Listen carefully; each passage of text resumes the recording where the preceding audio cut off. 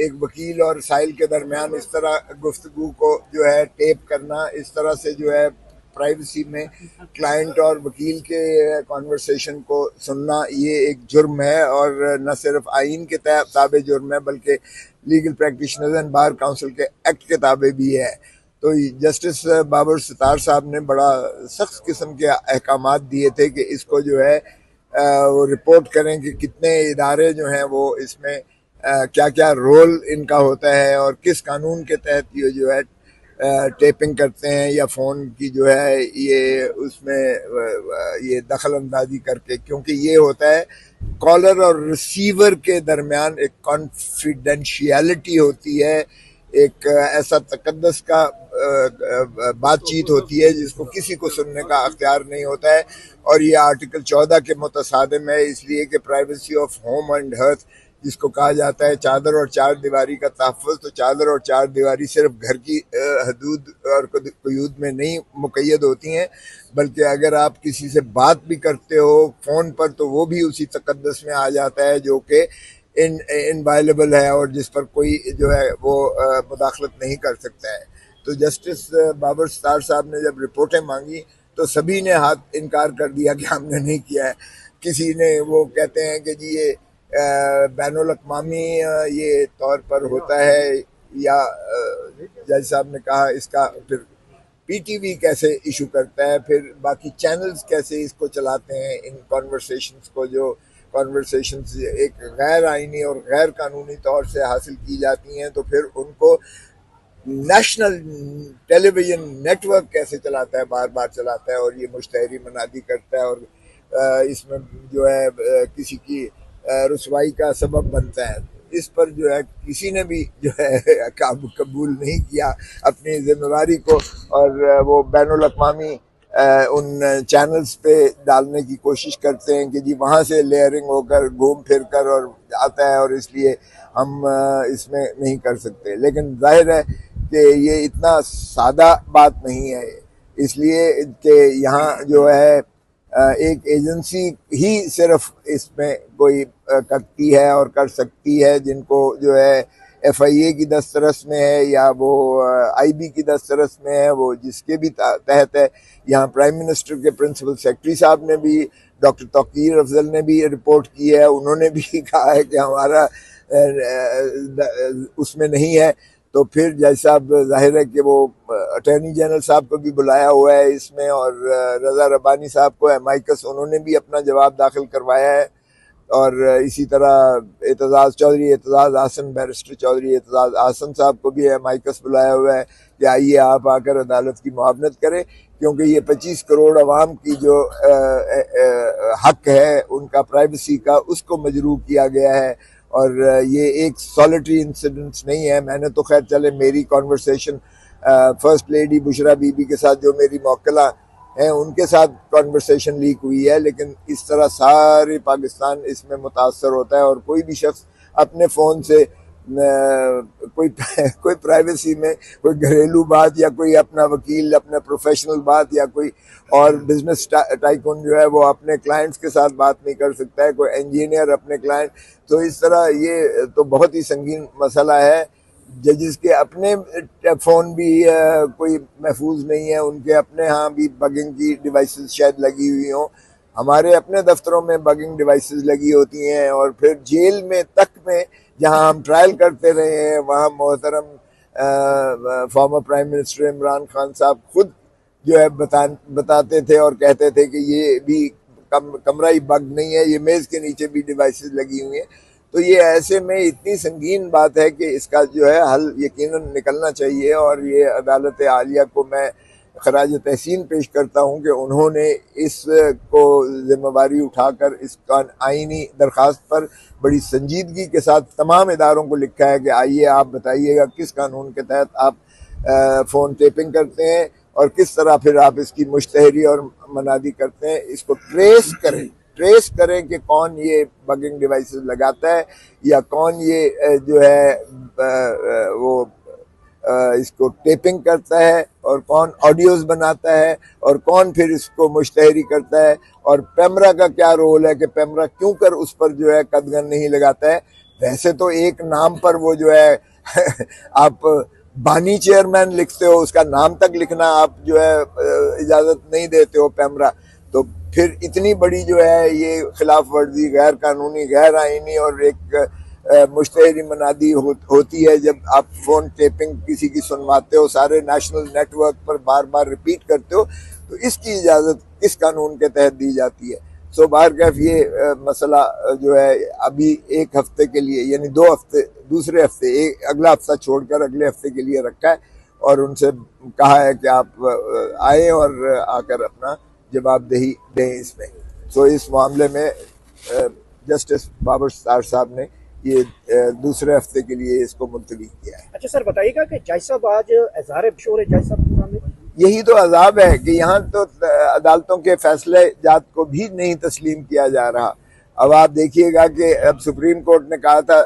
और आइन का भी तकाजा है कि साफ और शफाफ इलेक्शंस करवाए जाएं, ensure transparency, fair and free elections. और ट्रांसपेरेंसी और फेयर एंड फ्री इलेक्शंस का आपने हशर देख लिया कि कितना सुप्रीम कोर्ट के अहकामात और कितनी आइन को जो है अमलदारी की गई है। कमिश्नर का अब आप अगर बयान देख लें तो कमिश्नर ने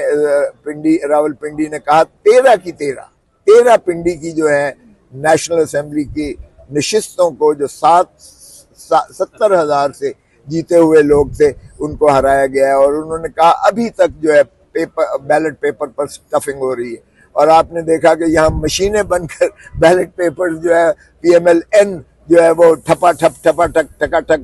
बना रही है। न सिर्फ वो आपके चैनल्स ने सारों ने दिखाया है, बल्कि एक सूबे में नहीं 2 सूबों में उन्होंने ये चीजें दिखाई हैं, इस तरह से ठप्पे लगते हुए और इस तरह से बैलेट पेपर्स बनते हुए। और इलेक्शन कमीशन ने जो नोटिफिकेशन जारी किया था हर एक को कि हर प्रिजाइडिंग ऑफिसर सीधा डायरेक्ट अपना फॉर्म 45 जो है इलेक्शन कमीशन को भेजेगा, उसका नेट के क्लोजर से कोई ताल्लुक नहीं होगा और वो फॉर्म 48 पर वो मनोअन वो दर्ज होगा। आज मेरा केस था डेरा गाजी खान से मोहिउद्दीन खोसा का, उसमें 230 वोटों को 1500 वोट बना दिया गया और इसी तरह 16,500 से जीतने वाला मोहिउद्दीन खोसा को अवैस लिगारी के हाथों 1500 वोटों से हरा दिया। वो टैबुलेशन करके हमने दिखा दी कि ये देखें जी ये फॉर्म 45 सारे मौजूद हैं, इनकी गिनती ये है। और अब जो नया फॉर्म 45 बनाया गया है, RO ने बनवाया है 47 के मुताबिक करते हुए, उसमें 16,500 का वोट डेफिसिट कवर किया और 1500 ऊपर करके यानी 18,000 उसका ठप्पे मार के और अवैस लिगारी को जिता दिया गया। और ये फॉर्म्स हैं जिसमें बाकियों में तो 40% की निस्बत से वोट कास्ट हुआ है और ये पोलिंग बूथ जो है इन पर 90 और 98% से, चूंकि उसमें ठोके गए बैलेट पेपर उसमें स्टफ किए गए तो वो जाहिर है कि 90 और 98 हजार हो गए। और वो जो 2008 का आफ्ताब शबान मिरानी का सुप्रीम कोर्ट ने फैसला किया था, जो मैं ही वकील था, उसमें उन्होंने उसी तफावत की बुनियाद पर उस इलेक्शन के उन रिजल्ट्स को कलअदम करके उन्होंने रिस्टोर किया था। तो हमारी तो बड़ी सादा नालिश होगी कि जनाब आप फॉर्म 45 के मुताबिक, फॉर्म 48 आपके पास आया हुआ है, आप उसके मुताबिक जो है फॉर्म 49 को आप कर दीजिएगा, 45 वाले और 47 वाले सिंक्रोनाइज करेंगे और फिर आप देख लें कि कौन जीता हुआ है। क्योंकि हम 180 नशिस्तों पर पाकिस्तान तहरीक इंसाफ जीत चुकी है। इसमें ना हमें री इलेक्शन की जरूरत है, ना हमें ट्राइब्यूनल्स में लगाएं, ट्रक की बत्ती के पीछे लगाएं, ना इस कौम को जो है अजियत और कर्ब में डालें और न ही हारे हुए जिले सुबहानी जो माशाल्लाह ताजपोशी के लिए लंदन से लाए गए हैं, ना ही उनको इस फ्रॉड में जो है ताजपोशी अपने भाई को और अपनी बेटी को पंजाब में करने दें, क्योंकि ये अवाम के साथ गद्दारी होगी, ये आइन से इनहराफ होगा, ये सबवर्जन ऑफ कॉन्स्टिट्यूशन होगा, ये रियासत की तजलील होगी। और इसलिए ये जो है कौम को उसका मैंडेट वापस लौटाकर जो जीते हुए हैं उन्हीं को हक दें कि वो असेंबलियों में बैठें, पार्लियामान में बैठें और वही हुकूमत बनाने का हक रखते हैं और वही इस मुल्क की पर मिल्कियत रखते हैं, मामलात पर दस्तरस रखते हैं। इसलिए इस अजियत से जो है आपको निजात मिल सकती है, बजाय इसके कि एक कोई भी अब हुकूमत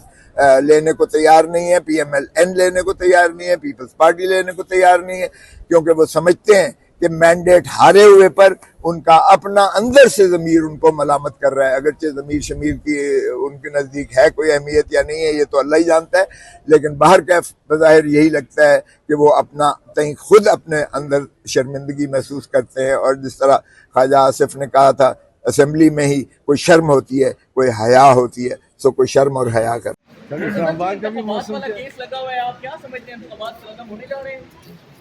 देखें, पहली बात तो ये है कि ये हमारा जो है वो खदशात साबित हो गए। जो हम कह रहे थे, बार बार कह रहे थे कि हमारा मैंडेट चुराया गया है। 180 सीटें हमें आई हैं और हमें जो है 93 दी गई हैं, तो वो बात तो हमारी साबित हो गई। अब अगर यहाँ कमिश्नर साहब कह रहे हैं तो मुझे हैरत होती है, इनकी अकल पर भी हैरत होती है कि ये कहते हैं जी कमिश्नर का तो कोई काम ही नहीं था, कमिश्नर का तो कोई, क्या बात है। यानी डिप्टी कमिश्नर उसके नीचे आता है, असिस्टेंट कमिश्नर उसके नीचे आता है, तहसीलदार ADC जी उसके नीचे आते हैं, जो प्रिजाइडिंग ऑफिसर और पोलिंग ऑफिसर्स थे। हम चीखते रहे सुप्रीम कोर्ट में, हाई कोर्ट में हमने ऑर्डर लिया, जस्टिस बाकर नजफी साहब ने दिया कि जी जुडिशल ऑफिसर्स को जो है क्या है, सुप्रीम कोर्ट ने सस्पेंड कर दिया उस ऑर्डर को और कहा नहीं यही हो। तो इनका हशर देख लिया आपने, जो एडमिनिस्ट्रेटिव हायरार्की से जो लगता है वो कमिश्नर के ताबे होता है। कमिश्नर डिवीजन का जो है सरबराह है, उसके नीचे होते हैं डिप्टी कमिश्नर, ADC नीचे होते हैं, AC नीचे होते हैं उसके। तो जब उनको बनाया गया था रिटर्निंग ऑफिसर्स, तो रिटर्निंग ऑफिसर्स ने जो हशर किया, जाहिर है कि वो कमिश्नर खुद कहता है कि मैं शर्मिंदा हूँ। और जब वो रोते थे, जब मैं उनको हुक्म देता था कि आप इस तरह से तब्दील करो, हमने 70 हज़ार जो है वोट के से जीतने वालों को हमने हराया। और मैं उसने नदामत से कहा कि मुझे सदा जो मर्जी दी जाए, लेकिन उसने किसी और के नाम भी लिए। और मैं समझता हूँ कि ये बहुत ही संगीन बात है, जिससे जाहिर हो गया कि पाकिस्तान तहरीक इंसाफ के मैंडेट और अवाम के मैंडेट पे डाका मारा गया। शाहिद खान अब्बासी ने भी इस बात की तईद की है कि कमिश्नर जो है उसके अंदर सारे होते हैं, और उन्होंने कहा कि इसकी आज़ाद इंक्वायरी होनी चाहिए। सर, रात से एक वीडियो वायरल हो रही है जिसमें देखा जा सकता है कि लाहौर के एक प्रिंटिंग प्रेस में वो बैलेट पेपर छापे जा रहे हैं और वहाँ पर दोबारा से PMLN को उठाने की कोशिश। नून लीग का एक प्रिंटिंग प्रेस रात को पकड़ा गया, उस पर कोई कमेंट करते हैं? सिर्फ लाहौर में नहीं,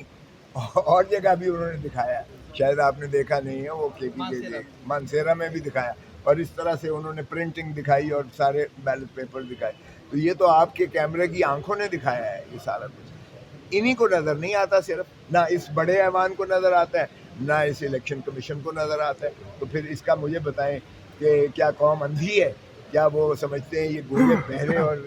जानवर हैं? अवाम जो है 25 करोड़ अवाम के साथ जो धोखा किया गया है, जो PTI का मैंडेट छीना गया है, इमरान खान को जो इस वक्त पाबा सलासल करके बंद किया गया है, लोगों ने बड़ा दो टोक अपना जो है फैसला दे दिया कि इमरान खान ही उनके सच्चे कायद हैं, लीडर हैं। और उनकी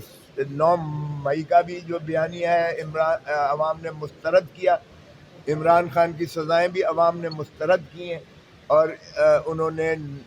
ये जो ज़िले सुबहानी माशाल्लाह लंदन से तशरीफ़ लेके आए हैं या लाए गए हैं, जिनको ताज पोशी के लिए बुलाया गया और जिन्होंने अपने भाई पर ताज सर पे रख कर और अपनी बेटी पर पंजाब का ताज रखा है, इसको भी अवाम ने मुस्तरद किया है। तो ये शर्मनाक हरकत की जा रही है कि इस मुल्क पर उनको मुसल्लत किया जा रहा है जिनको अवाम ने जो है मुस्तरद किया है और जो अवाम के मैंडेट चोरी करने के मुर्तकब हो रहे हैं। तो मेरे ख्याल में तो अवाम का जो है जो हक है रियासत आइन में जो दिया गया है, अवाम के हक को तस्लीम किया जाए और उन्हीं के हक को जो है उससे जो ऐवान बने हैं, चाहे सूबाई असम्बली है चाहे कौमी असम्बली है, वो बदस्तूर उसी तरह बहाल करके और इमरान खान को प्राइम मिनिस्टर। बहुत शुक्रिया।